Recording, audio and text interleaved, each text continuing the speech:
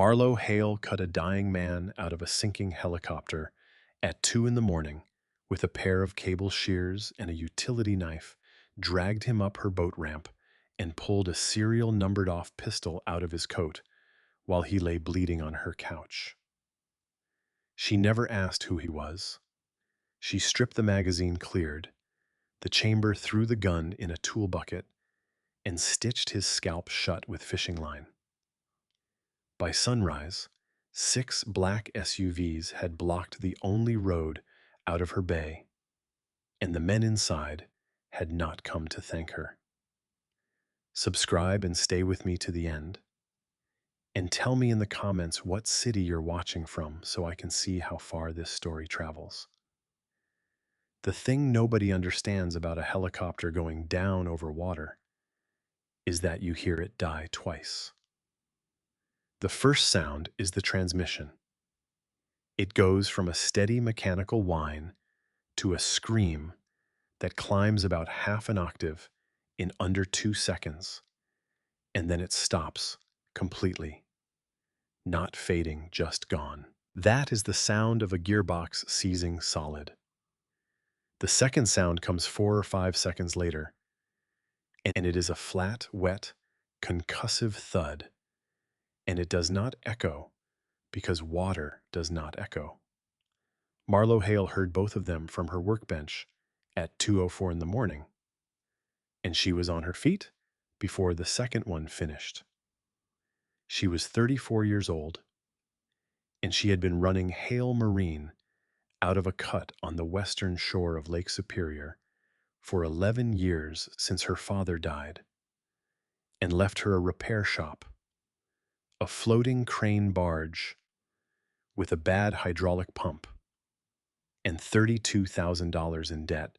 She had spent the first 6 of those years paying off 200 at a time. She did not call the county sheriff. That was not stubbornness.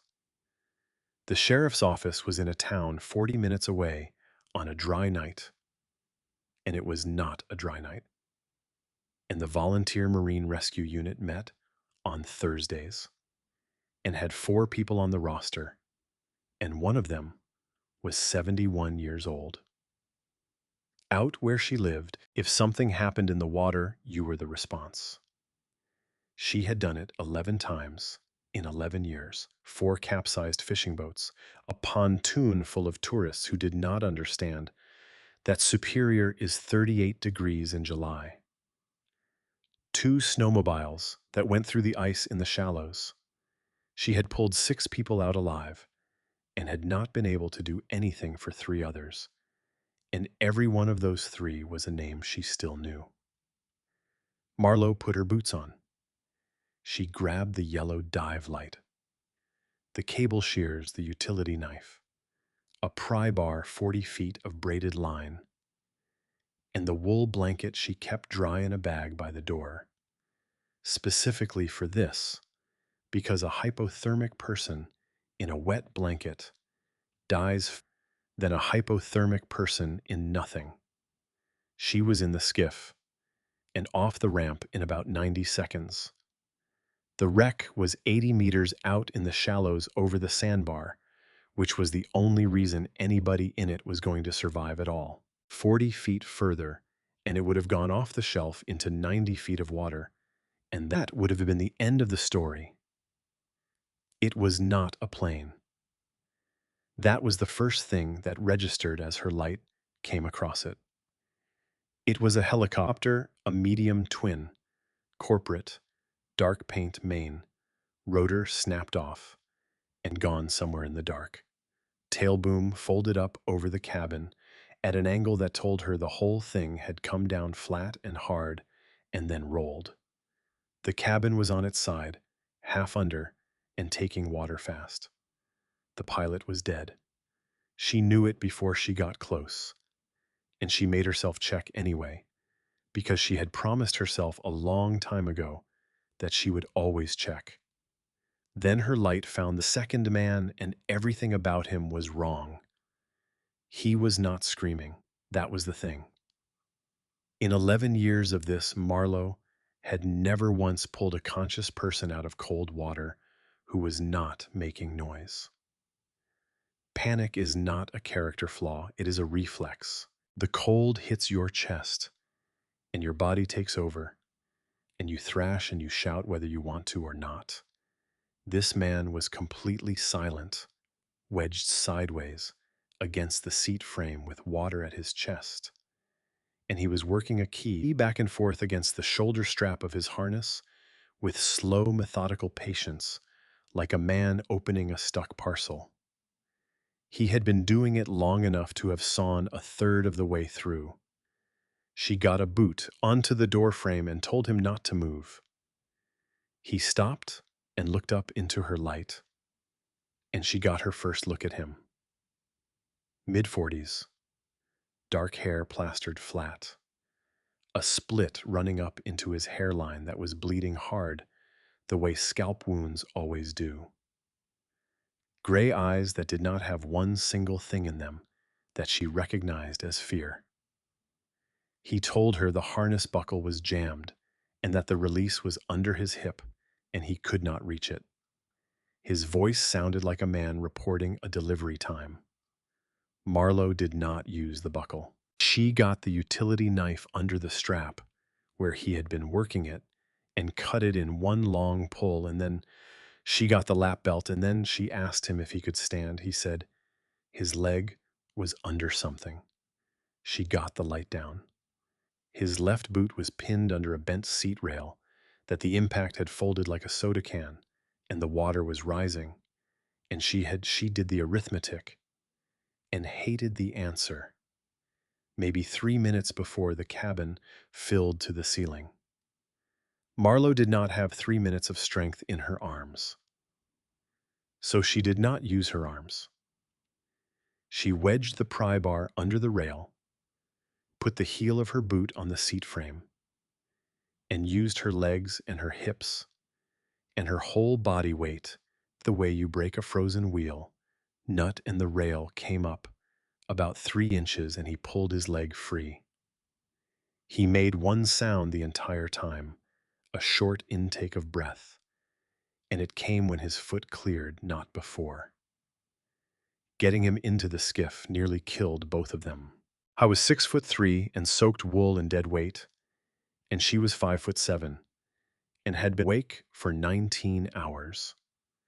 And by the time she got him over the gunwale, she had taken on 3 inches of water and torn something in her left shoulder that would bother her for 2 years. She did not look back at the helicopter. She heard it, though the long, sucking groan, when the last of the air came out of the cabin. And by the time she had tiller turned, it was gone. She got him up the ramp in about 10 minutes, which was the worst 10 minutes of physical work she had ever done in her life. And she dumped him on the leather couch by her wood stove and started stripping him, because wet clothes on a cold body are the enemy. The shoes came off first, Italian hand-stitched and worth more than her outboard, then the coat. And something heavy slid out of a shoulder rig and hit her hardwood floor with a flat, metallic clatter. Marlow looked at it for about 2 seconds. It was a pistol, matte finish. And where the serial number should have been stamped into the frame, the metal had been ground flat and refinished. And she knew what that meant, because she had spent 11 years around men who worked boats, and some of those men had done time. She looked at the man on her couch. His eyes were open and tracking her. He did not reach for it. He did not say anything. He just lay there bleeding onto her cushions and watched her decide. And this is the part Marlow thought about for years afterward, because there was a version of that moment where she panicked, and a version where she ran, and a version where she picked it up and pointed it at him. And every single one of those versions ends with her dead by morning. What she actually did was pick it up by the grip, drop the magazine into her palm rack, the slide to clear the round out of the chamber, and throw the whole thing in the tool bucket 5 feet away. Then she went and got the gauze. He asked her, in that flat gravel voice, where she had learned to clear a weapon. She told him her father had been a Coast Guard reservist for 19 years and had made her learn it at 11 years old, and that she had not touched a firearm since he died, and that she was not planning to start tonight. Then she pressed a folded pad hard against his scalp and told him he was bleeding on her couch. He said his name was Anton. Marlow told him hers, and then he went out, not dramatically, just the lights going off, the way concussion and hypothermia and blood loss finally catch up when the body decides it is warm enough to stop fighting. She spent the next 4 hours doing the only thing she knew how to do, which was fix what was in front of her. She stitched the scalp closed with a curved suture needle and 10-pound monofilament, because that is what was in her kit, and because she had done it on herself twice. She got his core temperature up slowly, which is the part everybody gets wrong. You warm the torso, not the extremities, or you push cold blood back into the heart and stop it. She wrapped his ribs. She checked his pupils every 20 minutes for 4 hours. And while she worked, she looked at him. 2 old bullet scars along the ribs, both healed badly, both older than a decade. A burn on the left forearm in the shape of something with a handle. Hands that were calloused in the wrong places for an office. The base of the fingers, not the palm. Around 3 in the morning, she stopped and sat down in her father's rocking chair with a cup of cold coffee and a 15-inch pipe wrench across her knees. And she did some thinking she did not enjoy. She thought about the sound.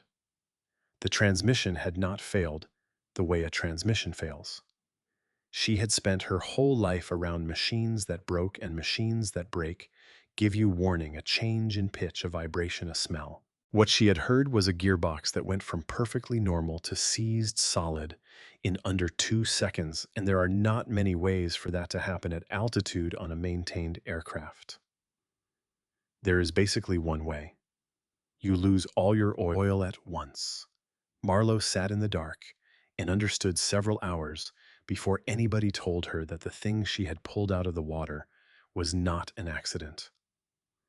At 6:40, the fog came in. At 7, she felt the road. 4, she heard it. It came up through the floorboards as a low, rhythmic vibration. And it was not a pickup. And it was not the propane truck.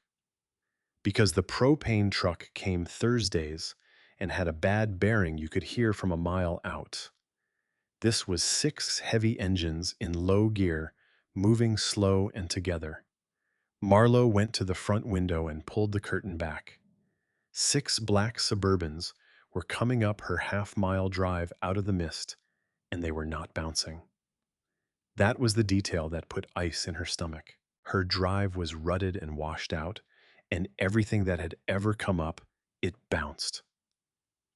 These trucks absorbed every rut like they weighed twice what they should. They rolled into her gravel yard and fanned into a semicircle around her house, and every one of them shut off at the same time. Behind her, a floorboard shifted. Anton was sitting up. He had not groaned. He had not stretched. He had simply swung his feet down and put his elbows on his knees. His knees and his eyes were clear. And he looked at the window and said one thing. He said they were early. Marlow asked him if they were police. And he said no, that police ask questions. Doors slammed outside close enough together that it sounded like one sound. 9 men got out into the fog in dark coats, and 3 of them moved immediately toward her workshop to check angles on the tree line. And 2 took the corners of the house, and Marlow watched them do it, and understood that these were not thugs. These were people who had been trained by somebody. The one who came up her porch steps was broad through the shoulders, mid-40s with a beard trimmed close around a jaw that had been broken and set at least once. He wore a silver signet ring. It was the same ring that was on Anton's right hand. He did not knock. He stood on her porch and looked through the glass at her. Marlow picked up the pry bar leaning by the doorframe, threw the deadbolt loud enough for him to hear it, and opened the door 6 inches. She told him he was on private property and to get off her porch. He did not blink. He looked at her hands and then past her shoulder into the dark hallway, and he called her Miss Hale, which meant they had run her plate or her parcel number before they ever turned onto the road. He said they were looking for a passenger from a downed aircraft and had tracked the emergency locator to this inlet. Marlow told him there was no aircraft here, just rocks and cold water. And then Anton said his name from the hallway, Dagen, and the man on her porch changed. That was the thing she never forgot. Everything arrogant went out of him in about a quarter of a second. His hands came out of his pockets. His chin dropped 3 inches. He took 2 full steps back down off her porch. And he called Anton boss in a voice a full octave lower than the one he had used on her. Anton came out into the doorway. He told him the pilot was dead. He said the aircraft went down at 2:04. And then he said the thing that made every man in that yard go still. He said the main gearbox oil line had been opened and that it had let go 11 minutes after they lifted off from Duluth. Nobody moved. Marlow was standing 3 feet away in mud-stained jeans with a 2-foot piece of iron in her hand, and she was not scared. She checked. She went looking for the fear. And what she found instead was that she was furious that she had been awake for 26 hours and had torn her shoulder and burned her fuel and given a stranger her father's couch and 11 feet of suture line. And now there were 9 armed men standing in her yard before she had eaten anything. So she said the only thing that was actually on her mind, which was that he owed her money. Dagen looked at her like she had spoken a foreign language. She said $300. She said it covered the couch, the suture line, the blanket she had cut up, and the fuel she had burned, pulling him out of the bay, and that he could pay her and get off her dirt. Dagen reached for a money clip, and Anton stopped him with one raised hand. And then Anton asked her quietly whether a ruined couch was really all his life was worth to her. Marlow stepped closer to him. She said that right now his life was worth about 5 minutes of peace and quiet, and that he could take his friends and go. He did not move. He stood in the cold and let the silence go on until even the gulls stopped. And then he told her that she did not understand the situation. He said the people who had opened that oil line had spent 6 months planning it, that they had eyes along this shoreline, and that by noon they would know the wreck was in this bay, and by 2 they would know somebody had gotten a body out of it. Dagen said the rest of it, from the steps flat and matter-of-fact, without any pleasure in it at all. He said they would not come and ask her questions. He said they would burn the house with her inside it just to close the file. Marlow felt the cold come up the back of her neck then, and she did not let it get to her face. She asked what he was proposing. Anton gave her 2 choices: 10,000 in cash, 6 hours of perimeter, and she drove west until the tank ran out and started over under a different name. Or she came with him to a building in the city that could be defended until the people who had done this were dealt with. And then she came home, and he rebuilt everything. And here is where it went off the rails from every version of this that anybody had ever seen before. Marlowe said no to both. She said she was not taking 10,000 in cash from a man with a ground-off serial number because cash like that is not money, it is a rope.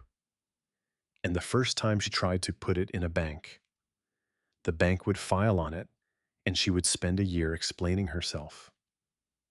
Then she told them what she actually wanted, and she said it standing in her own doorway in her father's house. She said she was a licensed marine salvage contractor. She said what she had done at 2 in the morning was a maritime rescue and a wreck recovery, and that there was a legal framework for it that had existed for 200 years, and that she wanted a contract. Signed, dated, at standard rate, rescue recovery and site securing. On paper with her business name and her tax ID, and his legal signature filed like every other job she had ever done in 11 years. Doggin made a sound like a man who had been hit in the chest. He said she was asking a man in their position to sign a document tying him to a fatal aircraft accident. And Marlowe said that was exactly right. Then she said the thing she had been building since 3 in the morning in a rocking chair with a pipe wrench across her knees. She said that if she disappeared into a black truck with 9 armed men and was never seen again, there would be nothing anywhere on earth to say she had ever been in the same room as any of them. She said she had grown up in a place where things went into that lake and never came back, and where the only difference between a person and a story was whether somebody had written it down. She said she was not asking for protection. She was asking for a paper trail. Anton Reyes looked at her for a long moment. Then he asked Dagan for a pen. He signed it on the porch rail on a 2-part carbon form out of her own invoice book, in the fog at 7:10 in the morning, with 6 black Suburbans idling in her yard. She tore off the pink copy and put it in her coat pocket. Then she told him she needed 30 minutes before they left.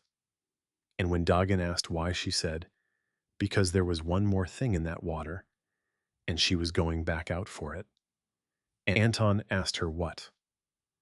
And Marlow Hale, who had been thinking about a 2-second sound for 5 hours, told him that a gearbox does not seize like that unless it dumps all its oil at once. And that if somebody had opened that line, the piece of it that would prove it was sitting in 9 feet of water, 80 meters off her ramp, and that it would be gone with the next storm. She got in the skiff alone. She came back 40 minutes later with a 2-foot section of high-pressure line in a bucket, and she set the bucket on the hood of the lead Suburban and turned it so the cut-end faced up. Nine men looked at it. Not one of them knew what they were looking at. Marlowe did, because the line had not been chewed or torn or blown. It had been cut clean at an angle with a proper tubing cutter, and then the fitting had been reseated by hand-torqued down and safety-wired back exactly the way the manual said. That was not sabotage by someone who broke into a hangar in the dark. That was 40 minutes of careful work by somebody with a calibrated torque wrench, a maintenance manual, and a key. Marlowe looked up at Anton Reyes and told him the man who tried to kill him had signed the logbook. Nobody said anything for about 6 seconds. Then Doggin asked her how she could possibly know that, and there was an edge in it, not disbelief exactly, but the specific irritation of a man being told something by somebody he had decided was furniture 40 minutes earlier. Marlowe answered him without looking up from the bucket. She said she had been rebuilding marine diesels since she was 13, that she had a Coast Guard salvage endorsement and an inboard-outboard certification, and that she had personally replaced high-pressure hydraulic and oil lines on everything from a tugboat steering system to a crane winch, probably 400 times. She said a cut made by a tubing cutter leaves a rolled edge and a burr on the inside diameter every single time, and a failure leaves a tear. She said this one had a rolled edge. She said she was not guessing, and that if anybody in that yard wanted to disagree with her, they were welcome to name the tool that does what they were looking at. Nobody named a tool. Anton picked the section of line out of the bucket himself, turned it over twice in his hands, and then handed it to Dagan and told him to put it in a sealed case and that nobody touched it without gloves. Then he asked Marlow one question, and it was the question that told her exactly how his mind worked. He asked her how many people had access to the aircraft on the night of the 3rd. She said she had no idea that it was his helicopter. And Anton said that was the point, that he had not needed her to tell him. Who he had needed her to tell him what, and that, with what, she had just handed him, the who was going to be a very short list. They left at 8. She rode in the second truck with him, and she brought exactly 3 things: a duffel with 4 changes of clothes, the pink carbon copy of an invoice signed on her own porch rail, and a 15-inch pipe wrench that she set across her knees and did not put down for 3 hours. An hour into the drive, she noticed the bandage on his collarbone was going dark under his shirt. She told him he was bleeding again. He looked down and did not answer, and she watched him sit up straighter. And that was when she understood. She told him he was bleeding because he was holding himself rigid to prove to the 2 men in the front seat that he was fine, and that every time he braced his chest, he pushed blood out of a wound she had spent 90 minutes closing. She reached over, put a hand flat on his shoulder, and shoved him back into the seat. The temperature in that vehicle dropped about 30 degrees. The man in the front passenger seat turned his head all the way around. Anton did not move for a second. Then the tension went out of his jaw and he let his weight sink back. He told her he did not like showing weakness, and that in his line of work, it invited problems. And Marlow told him she had cut him out of 9 feet of water at 2 in the morning and had watched him lie unconscious on her couch, with his mouth open, for 4 hours, and that whatever ship he thought he was still sailing had already sunk in front of her. He laughed. It cost him, she heard the catch in the ribs, but he laughed, and it was the first honest sound she had heard out of him. The place they took her was not a house. It was an old brick cold storage building in the industrial flats south of Duluth. 4 stories, steel shutters, and a freight elevator that took a key. There were maybe 25 men in the ground floor when the trucks came in, and none of them wore suits. Work boots canvassed some of them with tool belts. And Marlow's first genuine surprise of the day was that half of them were doing actual work. Moving pallets, running a forklift, welding something behind a curtain. Whatever else this operation was, it had a real business bolted to the front of it.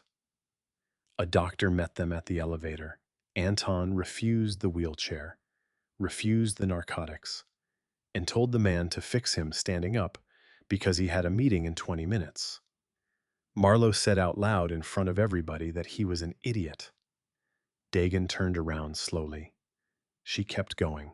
She said he had a hairline fracture in at least 2 ribs, a scalp wound that had needed 11 stitches, a probable grade, 2 concussion, and a leg that had been crushed under a seat rail for 6 minutes, and that if he stood through a meeting, he would be on the floor by noon, and then they would all be having a different kind of day.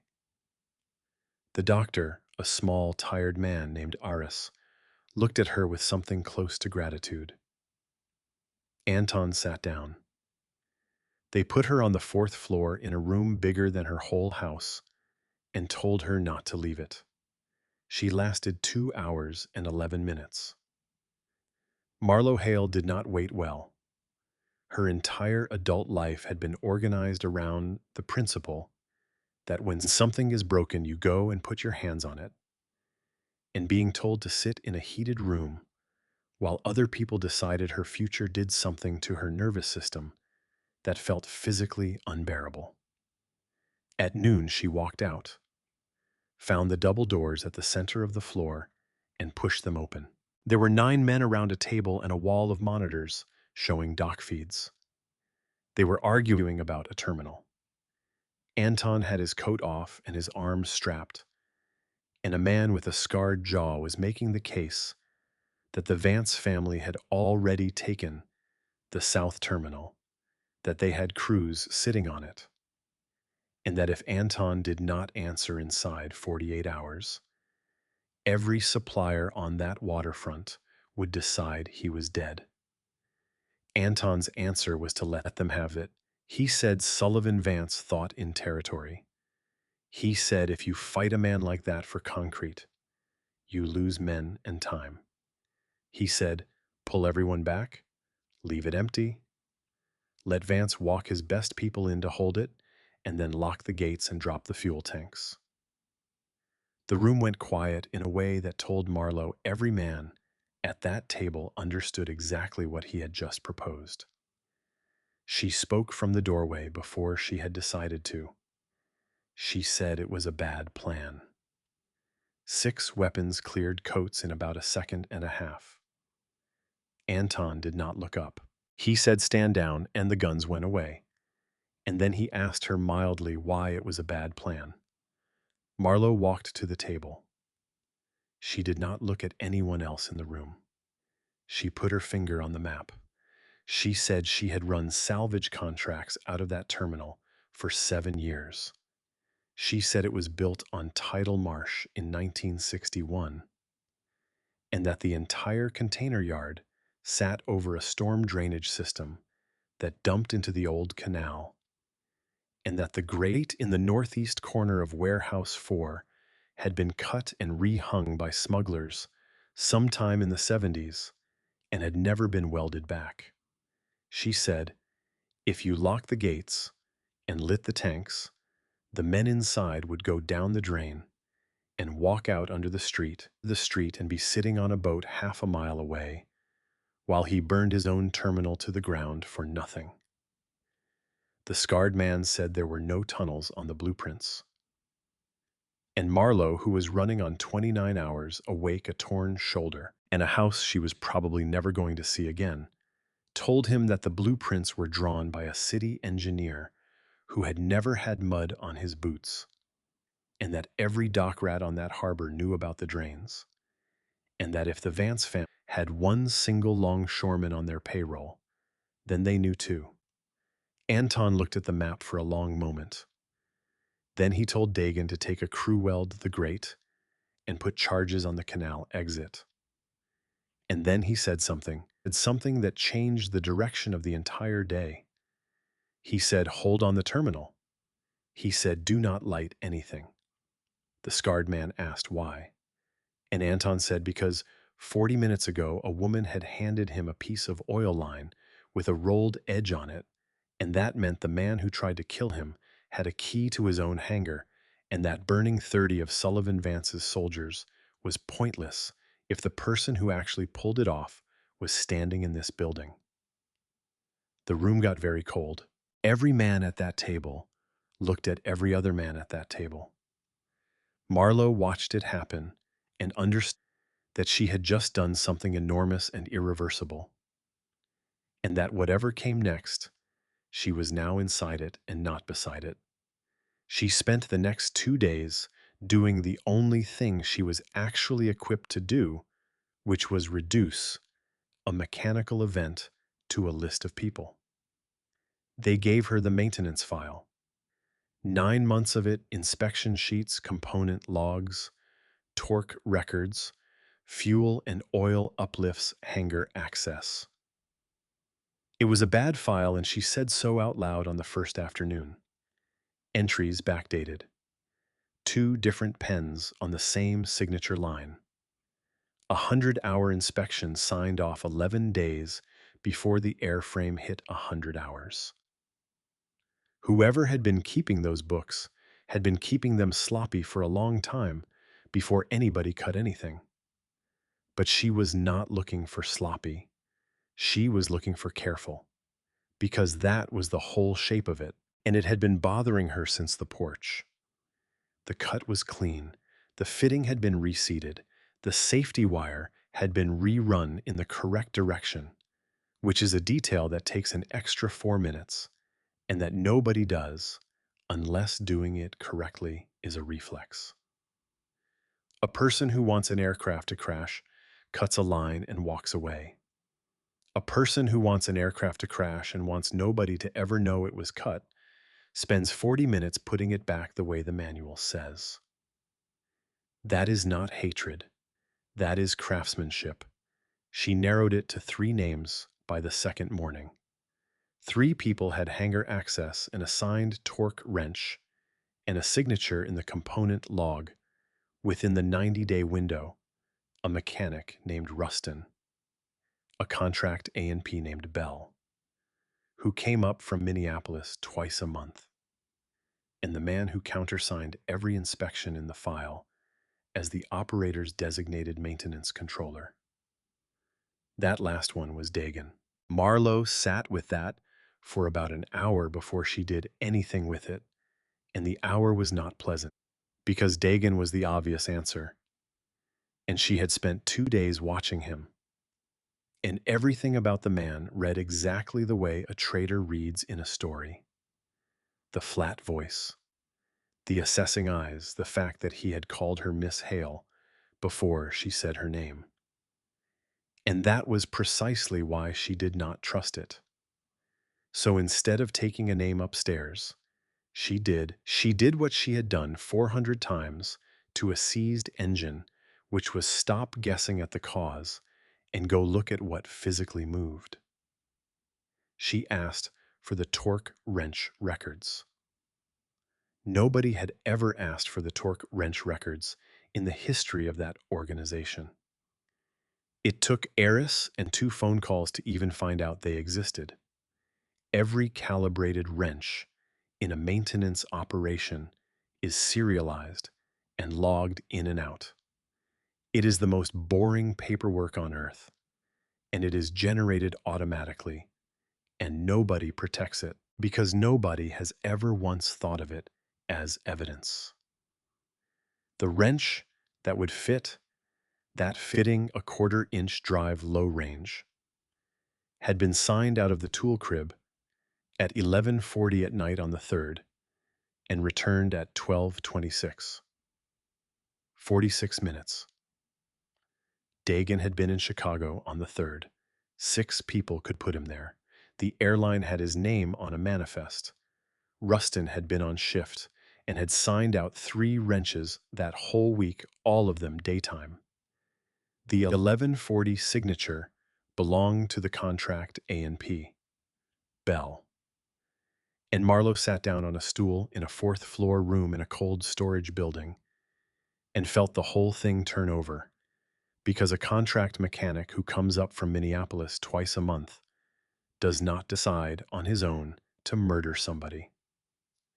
A contract mechanic is a tool. Somebody signs the contract. She went and found the invoices. The maintenance vendor payments went out through a shell that did not touch the main books, and Marlow could not read the finances.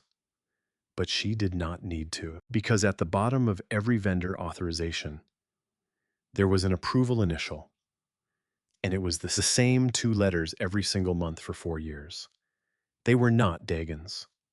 They belonged to a man named Petrus Falk, who had been Anton Reyes's business partner for 19 years, who owned 20% of the freight operation on paper, and who had, according to Eris, who told her this while retaping Anton's ribs, and did not understand what he was giving her been the person who arranged the aircraft charter schedule for a decade. Marlowe asked one more question, and she asked it very carefully. She asked Aris whether Falk had been supposed to be on that flight. Aris said yes. He said Falk had flown with Anton to Duluth on the 2nd and had been booked on the return. She asked what happened. Aris said Falk got a call about a customs hold and stayed an extra night, and that he had come down the following afternoon by car, and that he had been the one who called in the emergency locator search when the aircraft did not arrive. Marlowe put her hands flat on the table and did not move for a while. Because a man who cancels off a flight 11 hours before the gearbox lets go is a coincidence. And a man who cancels off a flight approves the invoices of the mechanic who signed out the wrench and then personally calls in the search for the wreckage is not a coincidence. He is a person who wanted to be the one who found the body. She went upstairs at 9 that night, and she did not take a name with her. She had learned something in 2 days of watching that room, and it was this: if she walked in and Petrus Falk, one of two things would happen. Either Anton would not believe her because 19 years is 19 years, or he would believe her instantly, and Falk would be dead by midnight, and then the mechanic would vanish, and there would be no proof of anything ever. And the only version of the story left standing would be that Anton Reyes had killed his own partner. So Marlowe did something else. She asked Anton for a favor, and it was the strangest favor anybody had ever asked him for. She asked him to have the wreck salvaged, properly, on the record. She said the aircraft was in 9 feet of water on a sandbar in a bay. She had a signed contract for that. The NTSB opens an investigation on every fatal civil aviation accident in the United States, whether anybody wants them to or not. And that as of that morning, there was already a file open with a number on it because a pilot was dead, and that is not a thing that goes away. She said the federal investigators were going to come and lift that airframe out of the water within 2 weeks, no matter what anybody in this building wanted. And she said that when they did, they were going to look at the main gearbox and the oil line, because that is the first place they look when a transmission seizes. Anton went very still. She said the only question was whether that piece of line went into their evidence bag with a rolled edge on it, or whether it went in looking like a failure because somebody got out there first with a boat and made sure it did. Then she said the part that mattered. She said whoever had done this had spent 40 minutes making it look like an accident, which meant the last thing on earth that person wanted was a federal investigation that found a tool mark. She said if Anton announced loudly inside this building that he was funding a full recovery and cooperating with the NTSB, then the man who cut that line had about 72 hours to get back to that bay and destroy the wreck. She said all they had to do was be sitting on it. Dagan, standing by the wall, said out loud that it was the first plan anybody had proposed all week that did not require burning anything. Anton looked at Marlowe for a long moment. Then he asked her why she was doing this. He said she had a signed contract in her pocket, and she could have taken it and gone west 2 days ago. And Marlowe told him the truth, which was that at 2 in the morning a pilot had died 80 meters off her boat ramp, in her water in the bay. Her father was buried above, and that somebody had put him there deliberately, and that she was not going to let it get written up as weather. She said she had spent 11 years pulling people out of that lake, and she had never once been able to do anything for the ones who did not make it. She said this time she could. Anton made the announcement the next morning at 8 in the main room in front of 31 people. He said Hale Marine Salvage had been contracted to recover the airframe. He said the federal investigators would have full access. He said he wanted every piece of that helicopter on a barge inside a week. Marlow stood at the back of the room and watched faces instead of listening. 29 men looked bored. One man in the third row put his hand flat on the table. And Petrus Falk, standing at the far end with a coffee. He had not drunk, looked directly at Marlow Hale for the first time in 3 days and held it 4 seconds too long. That night at 11:50, a boat with no running lights entered the bay off her ramp. Marlow was on the barge when it came in. That had been her condition, and she had fought for it for 2 hours. And Dagan had lost the argument in the end for one reason only. The crane on that barge was a 1979 American hydraulic lattice boom with a manual clutch and a hand throttle governor. And there were maybe 4 people alive on that shoreline who could run it, and 3 of them were over 60. She sat in the cab in the dark with the engine cold and a marine radio on the lowest volume it had, and she watched a boat come into her bay with no lights at 11:50 at night. 2 men.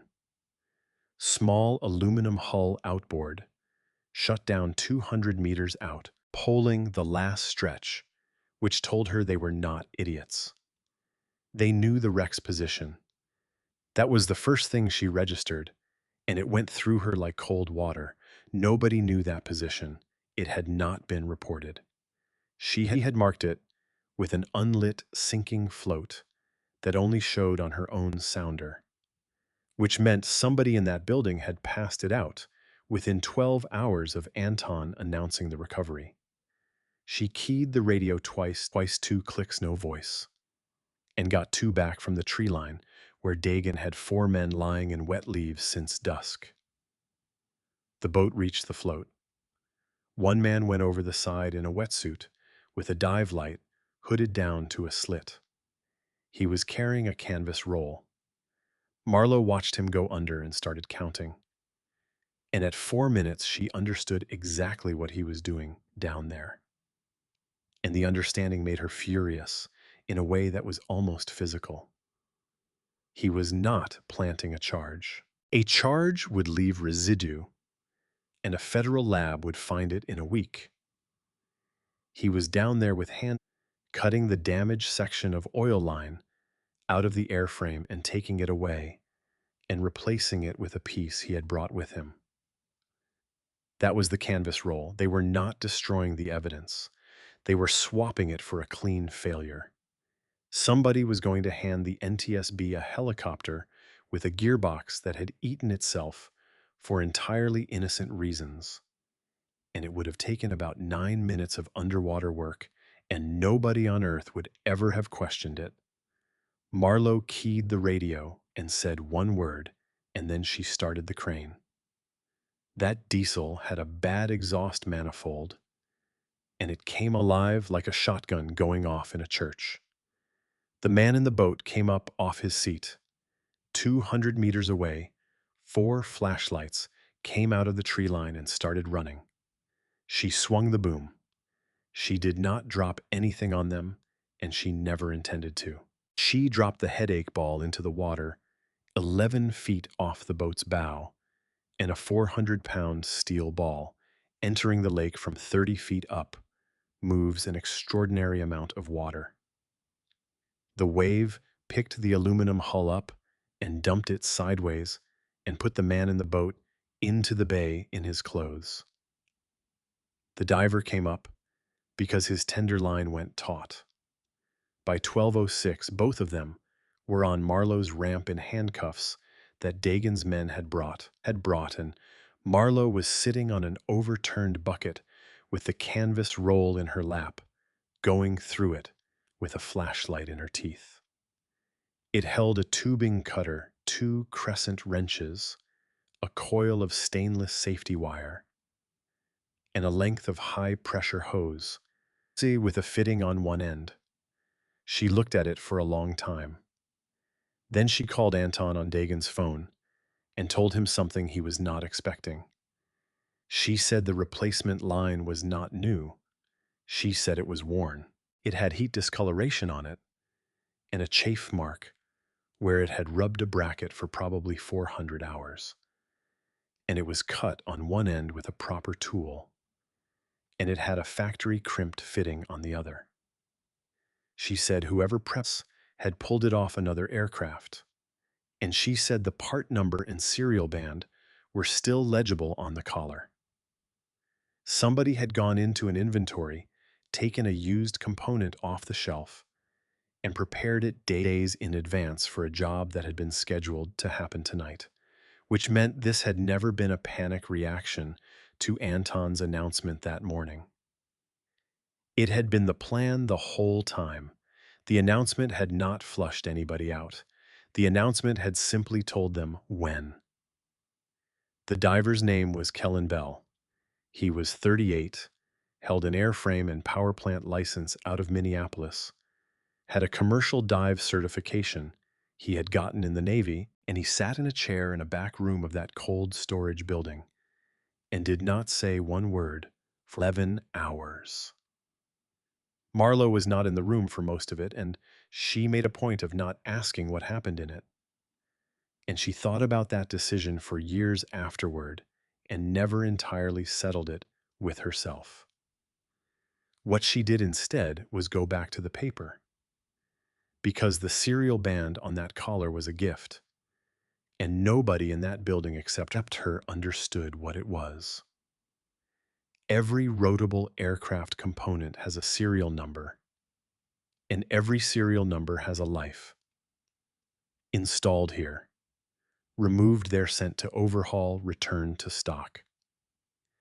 It generates a tracking record because the FAA requires one, and that record follows the part across owners. And it is boring, and it is federal, and nobody in a criminal organization has ever once thought about it. She had the number by 2 in the morning. It took a licensed A&P to pull the history, and there was exactly one of those in the building, and he was handcuffed to a chair. So at 7, Marlow called a woman she had known for 9 years, a helicopter mechanic named Rosalie Pham, who did seasonal work for a firefighting outfit out of Grand Rapids, and who owed Marlow a favor from a barge she had recovered for free in 2019. Marlow gave her the number and told her not to ask. Rosalie called back at 4 in the afternoon and said the part had been removed from a Bell 429 in Thunder Bay in the spring, sent to a component shop tagged serviceable, and shipped to a purchaser in Duluth on a purchase order. Marlow asked whose PO, and Rosalie read out the name of a company that Marlow had never heard of, and Marlow wrote it down. And then she carried that piece of paper up 4 floors and put it on the table in front of Anton Reyes. He looked at it and went absolutely still. Dagon looked over his shoulder and made a low sound. Anton asked her very quietly where she got this. Marlow said from a federal parts tracking database that any licensed mechanic in North America can query, and that it had taken one phone call and that it had been sitting there in the open the entire time. He told her the company on that purchase order was a maintenance holding entity that had been set up 19 years ago to keep the aircraft off the operating books. There were 2 signatories on it. One of them was Anton Reyes. The other one was Petrus Falk. The room emptied. Anton did not shout. He did not throw anything. He sat down at the head of that table and put both hands flat on it and stayed there for maybe 4 minutes while the wall of monitors flickered. And Marlow stood by the door and did not leave because leaving felt like a thing you did to a man who had just been shot. When he spoke, it was to say that Falk had put up $11,000 in 2006 when Anton was 26 and hauling stolen freight off a pier for other men. He said Falk had visited him in a hospital in 2011 with 2 bullets in his ribs and had run the entire operation alone for 5 months and had not taken $1 he was not owed. He said Falk's daughter called him uncle. Then Anton Reyes asked her a question that Marlow had not been ready for. He asked her whether she thought a man could do 19 years of that and still open an oil line.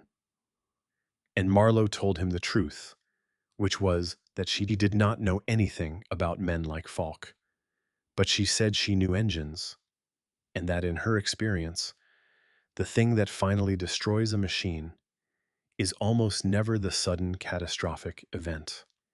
It is the small tolerance that has been out of spec for years while everybody kept running it because it was still working. She said whatever broke it had not broken last month. Doggin brought Falk in at 9 that night, and Falk came without a struggle, and Marlow, standing at the back, with her arms folded, realized within about 30 seconds that they had all made a serious mistake. Because Petrus Falk was not frightened.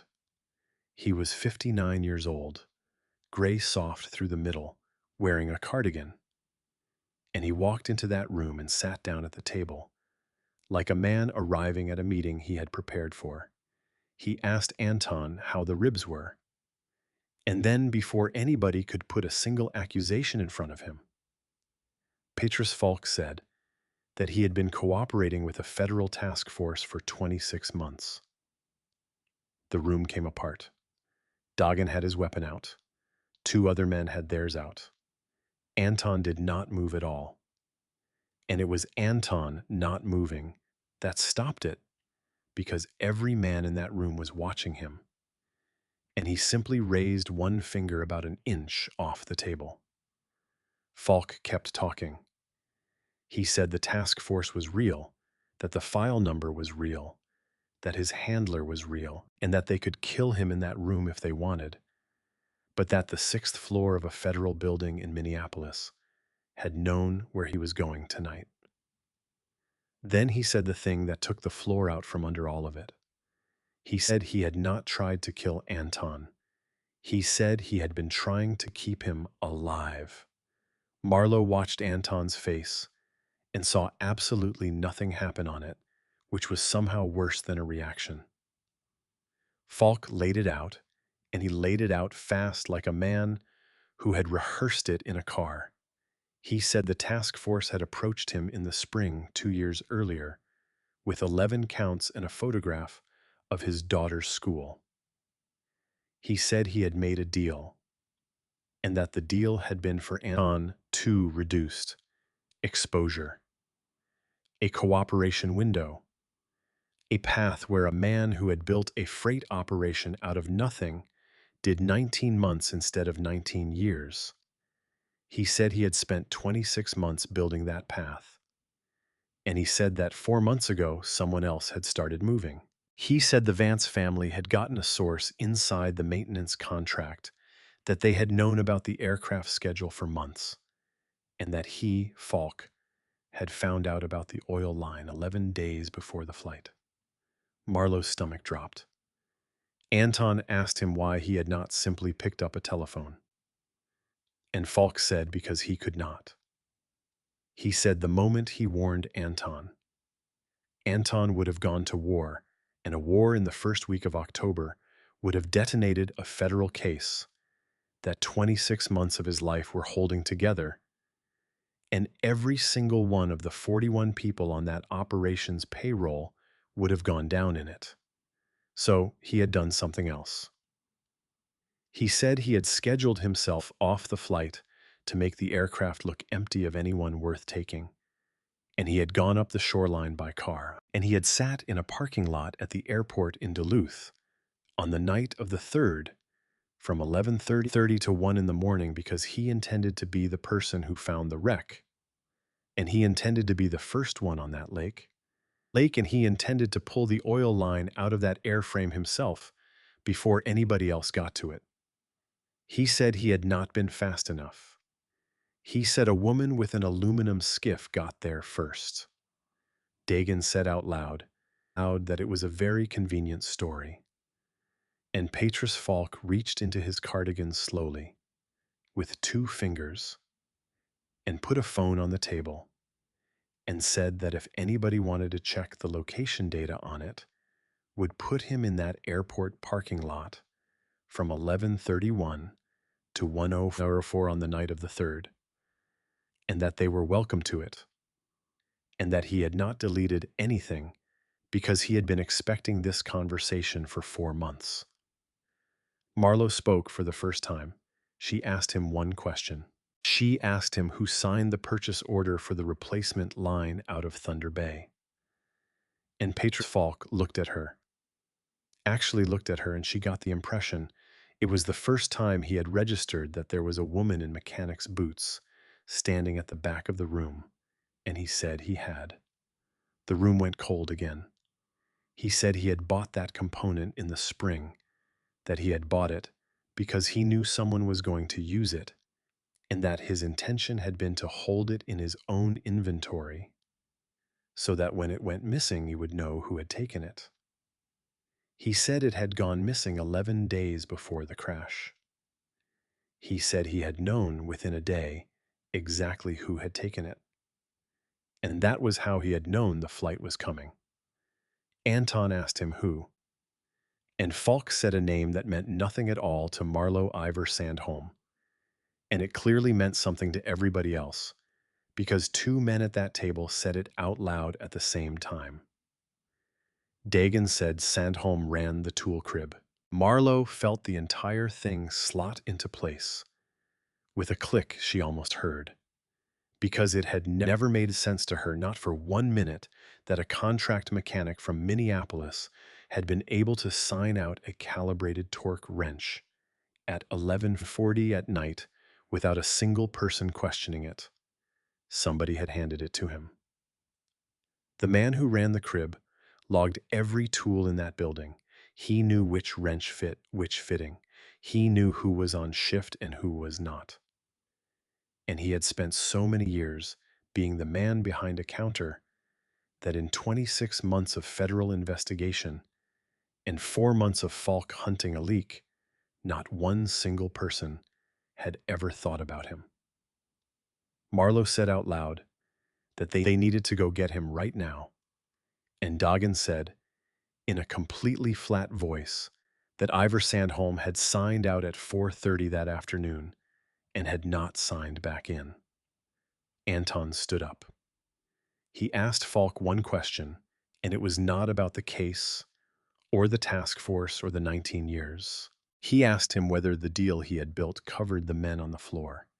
Falk said it covered 31 of the 41. Anton asked what happened to the other 10. And Petrus Falk said that the other 10 were the ones who had done things that no deal covers, and that he had known that when he signed, and that he had signed anyway. Anton looked at him for a long moment. Then he told Dagan to put him in a room with a door that locked from the inside and a phone, and that nobody was to touch him. Dagan said that if Falk was telling the truth about the task force, then everything in that building was on a clock. And Anton said he knew. Marlow went downstairs at midnight because she could not be in that room anymore, and she went out through the freight bay to stand in the cold for 2 minutes. And that was where Ivor Sandholm found her. He had not run. He had been sitting in a parked car in that lot since 4:30 in the afternoon, waiting for one specific person to come outside alone. And it was not Anton Reyes. He got out with a pistol in his hand and told Marlow Hale that she was the only person alive who could read a cut in a piece of tubing, and that everything would have been fine if she had just stayed in bed. Marlow did not run, and she did not raise her hands. She had spent 11 years around men who worked with heavy equipment, and one of the few genuinely useful things she had learned was that a person who has already decided to shoot you does not stop to explain why. Ivor Sandholm was explaining. So she let him. He told her he had spent 22 years in that tool crib. He said he had signed out the wrenches that built the whole operation, that he had never once been late, that he had been passed over for the maintenance controller job twice, and that the second time it went to a man who had been there 4 years. He said the Vance family had offered him $90,000 and a job title. And then he said the thing that told Marlow he was not going to be talked down, because it was not anger. It was self-pity. And self-pity is the one thing that never runs out. He said nobody in that building had ever learned his first name. Marlow told him she had, and that it was on every line of a tool log she had read for 2 days, and that she had known exactly who he was within 4 minutes of pulling that record. She said the reason it was that nobody protects the boring paperwork, and that he had been so certain he was invisible that he had signed his own name at 11:40 at night. That got through. She watched it land. And then she told him the part that mattered, and she said it fast because she did not have long. She said the piece of oil line he had prepped was sitting in a sealed case with his fingerprints on the fitting, and that the serial band on the collar had already been traced through a federal database that morning, and that whatever happened in this parking lot in the next 30 seconds, the record existed in 3 places, and he could not shoot all of them. Sandholm told her to shut up, and Dagan shot him from the freight bay door, not fatally, in the shoulder from about 40 feet, and the pistol went into the gravel, and Marlow was on it before Sandholm hit the ground. And she did the same thing she had done on her own floor 4 days earlier. Dropped the magazine, cleared the chamber, and threw the whole thing 20 feet away into the dark. Dagan came across the lot at a dead run and did not look at Sandholm at all. He looked at her and he asked her if she was hit, and when she said no, he said one sentence that she thought about for a long time afterward. He said that his job was to keep people alive, and that he had been about 4 seconds from failing at it, and that he had been failing at it for 11 days without knowing. Then he put a knee on Ivor Sandholm's back and called for the doctor. Anton came down at 12 and stood over the man who had opened his oil line, and for about 11 seconds, nobody in that lot breathed. Marlow said his name, just once from 6 feet away, with a torn shoulder and gravel dust on her hands. Anton looked at her, and Marlow told him that if he did this, the case that Petrus Falk had spent 26 months building would evaporate, and the physical evidence would be inadmissible, and the Vance family would keep the man who had paid for it, and Anton Reyes would spend the rest of his life as a murderer instead of the intended victim of one. She said the man on the ground was not the answer. He was the receipt. She told him the thing she had been circling since the porch, and she said it plainly. She said what had saved him at 2 in the morning was not violence. It was a pair of cable shears and somebody who knew how to read metal, and that the same thing was true right now, and he was about to throw it away because he was angry. Anton stood there a very long time. Then he told Dagan to get the doctor and to keep Sandholm breathing. And he went back inside, and Marlow sat down on a concrete curb in a parking lot and shook for about 4 minutes where nobody could see her. What happened over the next 11 days was, in Marlow's own words afterward, the most boring thing she had ever been part of, and it was the thing that actually won. There was no assault on a shipbreaking yard. Nobody burned a terminal. What there was instead was a barge. Hale Marine Salvage recovered the airframe under a signed contract with a federal accident investigator standing on the deck. It took 4 days. Marlow ran the crane herself for the main lift because the tail boom was fouled in the sandbar and the angle was bad, and there was nobody else on that shoreline who could feather a lattice boom against a crosswind on hand throttle. The NTSB team was 3 people, and none of them cared even slightly who owned the helicopter. They cared about the gearbox. And the gearbox came up on the deck of that barge with a main oil line that had been cut at an angle, with the tubing cutter and retorqued and safety wired in the correct direction. And one of the investigators, a woman in her 50s with reading glasses on a cord, looked at it for about 9 seconds and then went and got her supervisor. Marlow gave a statement. She gave it flat and complete exactly the way she wrote a salvage report, and she did not embellish one thing. She turned over the canvas roll, the swapped replacement line, the serial trace, the tool crib log, and a 2-part carbon invoice signed on her own porch rail at 7:10 in the morning on the day it all started. That invoice turned out to be the single most valuable piece of paper in the entire case, and not for the reason she had signed it. It established with a date and a signature that Marlow Hale had been a contracted salvage operator and not a participant from the first morning. Every hour she spent inside that building afterward was billable time on a federal adjacent recovery contract. She had built herself a shield in her own doorway before she had any idea she would need one. The federal case did not go the way anybody in that building expected. Petrus Falk's 26 months held. That was the thing nobody had believed, and it turned out to be true. The deal was real. The exposure carve-outs were real. And 31 names came off. 10 did not. Anton Reyes was one of the 10. He pled to 2 counts on the freight operation. He did not fight it, and his lawyers told him he was insane. He served 26 months at a facility in Pennsylvania and paid a number with a lot of zeros in it, and came out at 47 with the freight contracts gone and about a quarter of what he had walked in with. Ivor Sandholm gave up the Vance contact inside 9 hours and took 11 years. The men who had paid him did not go down for the helicopter.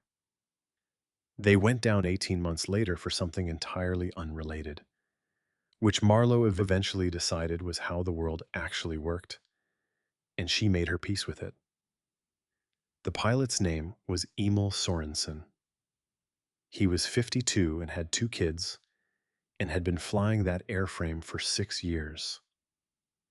Marlow drove 11 hours to his funeral in Thunder Bay and sat at the back and did not tell anybody who she was.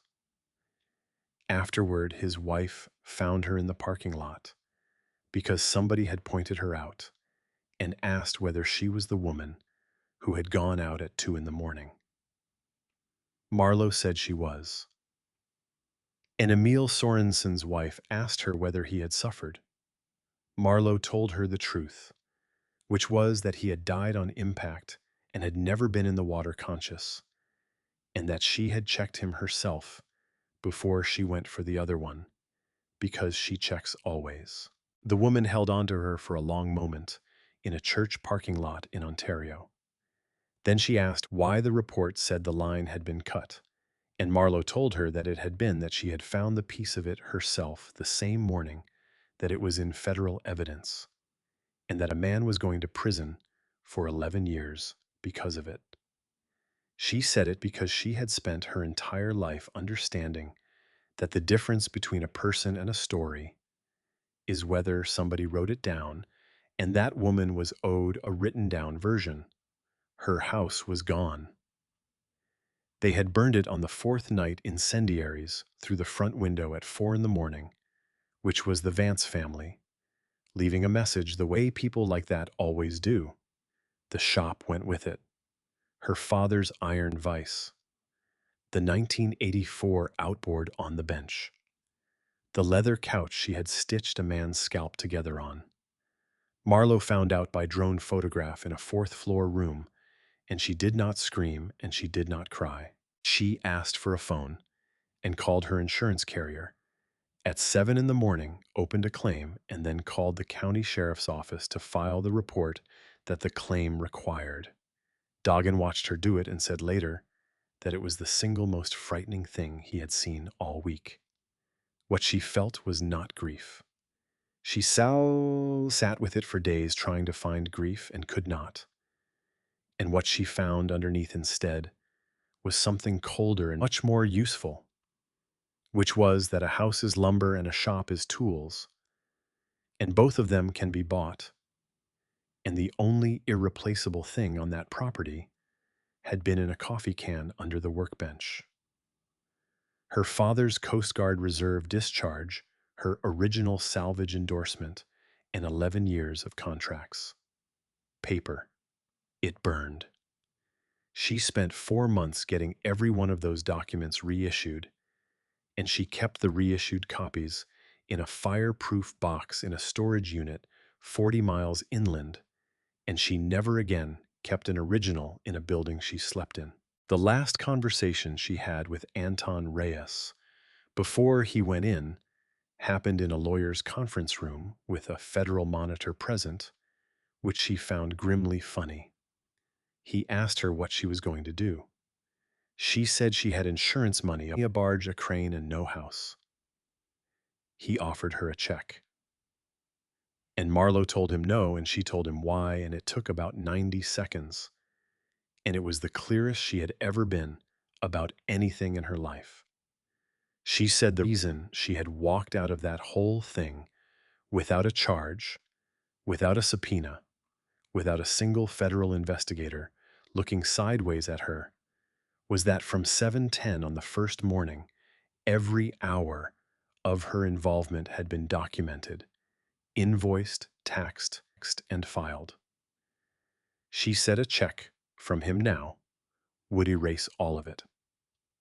She said she was not going to burn 11 days of the only protection she had ever built for herself for a down payment.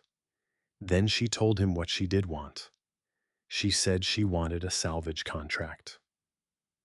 5 years. Market rate on his freight operations remaining, legitimate marine assets, invoiced monthly, paid by check with her business name on it. Because a contract between a licensed contractor and a client is the most boring document on earth. Earth and boring is bulletproof. Anton Reyes looked at her for a long moment. Then he said that in 20 years, exactly one person had ever refused his money and meant it. He signed the contract. And then he asked her one last question, and it was not about the business. He asked her whether if she had known at 2 in the morning what was in the water, she would have gone out anyway. Marlow did not have to think about it. She said she had gone out 11 times in 11 years and had never once known what was in the water. And that if she started asking first, she would stop being the person who goes. She said that was the entire job. Then she got up and drove 7 hours north to a bay with a burned foundation on it and stood on a scorched concrete slab in the cold and started doing the arithmetic on what it would cost to rebuild a dock. The arithmetic did not work. The insurance paid out at replacement value on a structure that had been assessed in 2011, which meant it covered about 40% of what it would actually cost. And the adjuster was apologetic and correct, and there was nothing to argue about. Marlow lived in a fifth-wheel trailer on her own scorched slab for 14 months. She did not tell anybody. Her nearest neighbor was 2 miles up the shore, and assumed she had gone to stay with family. She ran a generator, hauled water, and got through a superior winter in a travel trailer with a propane heater and a sleeping bag rated to 20 below. And there were nights she lay in that trailer and thought seriously about selling the barge and moving to Duluth and getting a job at a marina. What kept her there was the crane, because the crane had not burned. It was on the barge, out on the water 200 meters from a house that went up in 11 minutes. And that was the whole reason she had anything at all. She rebuilt the business before she rebuilt the house. The first job came in March, and it was not from Anton Reyes. A commercial fishing outfit out of 2 harbors put a tug on the rocks in a spring gale, and the 2 big salvage companies on the western arm both quoted a 10-day window because their barges were down for maintenance, and somebody remembered that the woman up in the cut had a crane and had once pulled a hydraulic dredge off a reef for free. Marlow had it off the rocks in 31 hours. She invoiced it properly. She got paid in 12 days. And the tug's owner told 4 other people, and by June she had 5 jobs on the book. By the second year, Hale Marine Salvage had 2 employees. The first was a 19-year-old named Bex, who had been turned down by 3 yards on the harbor, and who could weld better than anybody Marlow had ever met. The second was a 58-year-old former dredge operator named Cal, who had been laid off for being expensive, and who had run lattice booms for 30 years, and who taught Marlow 4 things about that crane she had been doing wrong since she was 20. Marlow paid them on Fridays every Friday without exception, whether the client had paid her or not. She had spent 11 years being $300 short of something, and she had decided in a fifth-wheel trailer in February that nobody who worked for her was ever going to sit in a truck doing that arithmetic. The house went up in the 3rd year. She built it herself with Bex and Cal and 2 contractors on the same slab, and it was smaller than the original and had a better wood stove and a metal roof. And the only thing in it that was not new was a fireproof document box that she kept bolted to the floor of a closet. Anton Reyes came out at 26 months. He wrote to her once from inside in the 11th month, and it was 3 sentences long, and she read it about 40 times. It said that they had him on a work detail, rebuilding a maintenance shed, that he was learning to hang a door, and that he had thought about her line regarding tolerances more than he wanted to admit. He did not ask her to write back. She did not. When he came out, he did not call. He drove 7 hours north, parked at the bottom of her drive, and walked up it on foot, which Marlow appreciated more than she could have explained to anybody. He was 47 and looked older and had a limp on the left side that had never come right after 6 minutes under a seat rail. He stood at the edge of her new dock and looked at the barge and asked her whether the contract was still worth anything. Marlow told him it was worth exactly what he was paying for it, which was market rate invoiced monthly, and that his freight company was now her 4th largest client instead of her only one, and that she had priced him accordingly. He said that was the best news he had gotten in 2 years. They were never anything simple after that. That was the honest shape of it, and Marlow never dressed it up. There was no penthouse and no dark romance and no vow whispered over a burning skyline. There was a man with a limp who drove 7 hours north, 4 or 5 times a year, and a woman who did not much like leaving her own bay, and a thing between them that had started at 2 in the morning in 9 feet of water and had never quite decided what it was. He learned to run the small crane badly.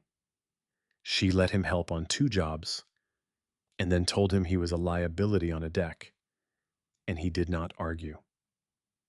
What they had mostly was a kitchen table and a wood stove, and long silences that neither of them felt any pressure to fill. And Marlowe eventually stopped trying to name it, because she noticed that it was the only relationship in her life where nobody was performing anything. The fifth year is when the other thing happened, and she did not start it. An NTSB investigator named Priya Raghavan, the woman in the reading glasses from the barge deck, called her in March about a completely unrelated wreck, a float plane down in the shallows off Isle Royale, and asked whether Hale Marine would take a recovery contract. Marlowe said yes. That job went well. And then there was another one in the fall. And by the seventh year, Hale Marine. Salvage was on a federal contractor list as one of 4 outfits in the Western Great Lakes qualified to do aviation wreckage recovery with chain of custody documentation. That is a genuinely dull sentence, and it changed her entire life. Because aviation recovery pays 4 times what tugboat salvage pays. And it comes with federal insurance requirements. And it required her to build an operation that could hold a chain of custody, which meant procedures and logs and a documented handling protocol. Marlowe wrote that protocol herself over 2 winters. Her version had one section in it that no other contractors had, and Priya Raghavan eventually recommended it to 3 other outfits. It was a section on component identification. It said that any recovery crew handling a suspected mechanical failure must photograph and log every serial band, part number, and cut edge in situ before disturbance. And it explained in 4 paragraphs the difference between a tear, a chafe, a fatigue, fracture, and a tool cut. She had learned all of it on a porch rail at 7 in the morning with a bucket on the hood of a Suburban. By the 9th year, she had 11 employees. 4 of them were women, which was 4 more than any other marine outfit on that arm of the lake. And it was not charity. Bex had come up through the yard and was running her own crew by then and had brought 2 more. Marlowe ran a training program in the winters. It was free. It took 6 people a season. And it took people that the yards would not. Men out on parole. A woman who had spent 19 years in a fish house. A kid with a felony from when he was 17. She did not teach them to be tough. She taught them to read metal, count the fasteners, look at the wear pattern. A moving part cleans itself. A cut edge rolls and a tear does not. The thing that killed the machine is almost never the loud event. It is the small tolerance nobody wrote down. And she taught them the other thing, which was the actual doctrine of that company. And it was the one sentence she said to every new hire on their first day for 15 years. She said, "We write everything down. Every job, every hour, every part, every signature and duplicate filed the same day." She told them it was not about the client, and it was not about the tax office. She told them it was because the only difference between a person and a story is whether somebody wrote it down, and that the day something goes wrong, and something always goes wrong, the piece of paper you filed on a Tuesday 2 years ago is going to be the only thing standing between you and whatever happens next. Bex asked her once in the 4th year whether that was really true, and Marlowe took her out to the office and showed her a 2-part carbon invoice in a frame on the wall. It was dated the 11th of October. It was for rescue recovery and site securing at standard rate. It had a signature on it in blue ink that had been signed on a porch rail in the fog at 7:10 in the morning with 6 black Suburbans idling in the yard. She told Bex that the piece of paper in that frame was the reason she had never been charged with anything, the reason a federal investigator had taken her seriously on a barge deck, the reason her insurance claim had gone through, and the reason there was a company at all. She said she had asked for it because she was terrified. She said she had stood in her own doorway with a pry bar and 9 armed men in her yard, and had understood that the single most dangerous thing about her situation was that she could disappear and nobody would ever be able to prove she had been there, and the only weapon she had was an invoice book. Petrus Falk died in the 11th year. He had done 14 months on a reduced count, had come out at 61, and had spent the rest of it in a house in Minneapolis that his daughter had bought. He wrote to Marlow twice a year, letters that were mostly about birds, and she wrote back, which surprised her every time she did it. His daughter called her when it happened. Marlow drove down and sat in the back at that one too. And afterward, the daughter, who was 34, the same age, Marlow had been at 2 in the morning on the 11th of October, asked her whether her father had been a good man. And Marlow told her the only true thing she had. She said that her father had spent 26 months building a door out of a burning building for 41 people who did not know he was doing it, and that 31 of them walked through it, and that most of those 31 had never learned his name and never would. She said good was not the word she would use. She said the word she would use was that he had written it down. The story got away from her the way they do.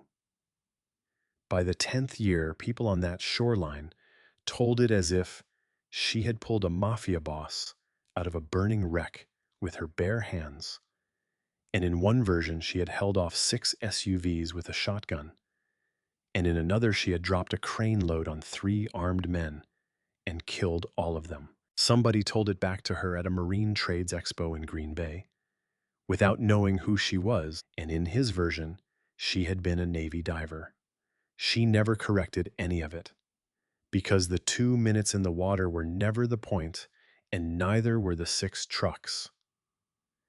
The point was a rolled edge on a piece of tubing that 99 people out of 100 would have thrown in a dumpster, and a woman who had spent 11 years alone in a shed learning to read what metal does when it fails, and who was therefore the only person on that entire lake capable of looking at a 2-foot section of hose and saying out loud in front of 9 armed men that this was not an accident. Nobody had ever paid her for that knowledge before that morning. Everybody paid her for it after. Anton Reyes was there when the company hit 15 years. He was 62 by then and had sold what was left of the freight operation, and he sat on the end of her dock with his bad leg out in front of him and watched Bex bring the barge in against a north wind on the first try. He asked her whether she ever thought about what would have happened if she had stayed in bed, and Marlow said no. She said she had thought about it exactly once, standing in a parking lot with a gun pointed at her, when a man told her that everything would have been fine if she had just stayed in bed, and that she had decided in that second that she never wanted to be a person for whom that sentence was true. There is a framed invoice on the wall of a small office in a bay on the western shore of Lake Superior, and every new hire reads it on their first day. Underneath it, on a brass plate, there is one line. It says, "Ask for it in writing." Marlow Hale went into the water at 2 in the morning without knowing who was in it, and she has never once regretted that, and she has never once done it any other way.